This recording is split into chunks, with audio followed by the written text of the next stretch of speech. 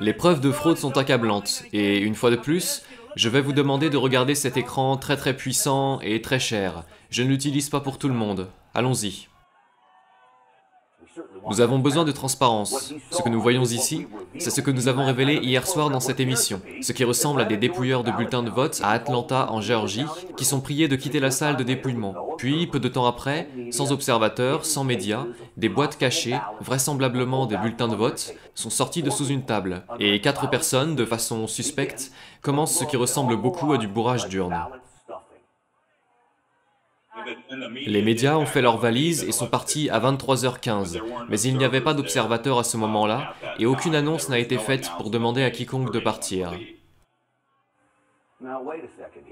Arrêtons-nous ici une seconde. C'est le chef des élections du comté de Fulton, Richard Barron, qui parle, mais il n'a pas les bonnes informations, et la vidéo le prouve.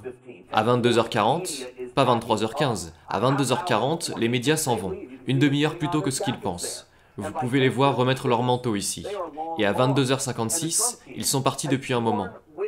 Quant à l'équipe de Trump, elle dispose de témoignages sous serment selon lesquels une annonce a eu lieu pour que les gens partent. En fait, même CNN a rapporté que le dépouillement a été stoppé à cause d'une importante fuite d'eau, dont les administrateurs disent maintenant que c'était des toilettes qui fuyaient. Quelqu'un a donc dû dire à ces gens de partir. Et si vous regardez cette table, il y a des bulletins dans des boîtes ouvertes, prêts à être comptés. Regardez-les se faire emballer. Pourquoi aurait-on besoin de les sécuriser pour finalement sortir ces mystérieux bulletins de dessous la table et commencer le comptage? Ça ne colle pas. Le membre du conseil électoral, le docteur Kathleen Ruth, montre son scepticisme dans cet appel passé sur Zoom ce matin avec le chef des élections. Il est intéressant de noter que ces bulletins étaient sous une table au lieu d'être exposés au grand jour. Je pense que ça... Je ne sais pas, tout ça... Je pense que ces urnes deviennent lourdes. Je ne pense pas qu'ils veulent devoir les soulever et les remettre ensuite au sol.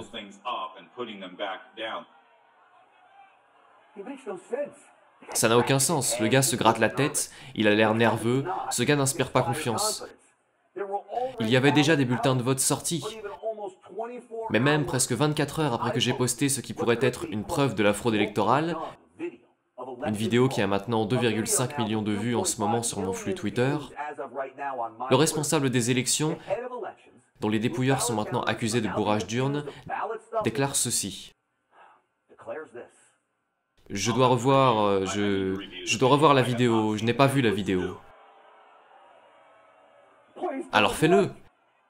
Il n'a pas regardé la vidéo, c'est une vidéo qui pourrait mettre fin à l'élection présidentielle, et le responsable des personnes présentes dans la salle admet qu'il n'a pas regardé la vidéo avant d'informer les membres du conseil ce matin.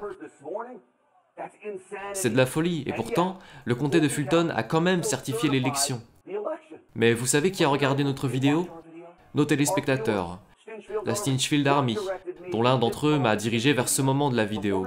La femme en violet, après avoir introduit les bulletins de vote pour qu'ils soient scannés, il semble qu'elle retire la même liasse de bulletins, les remet droits, puis, regardez ce qu'elle en fait.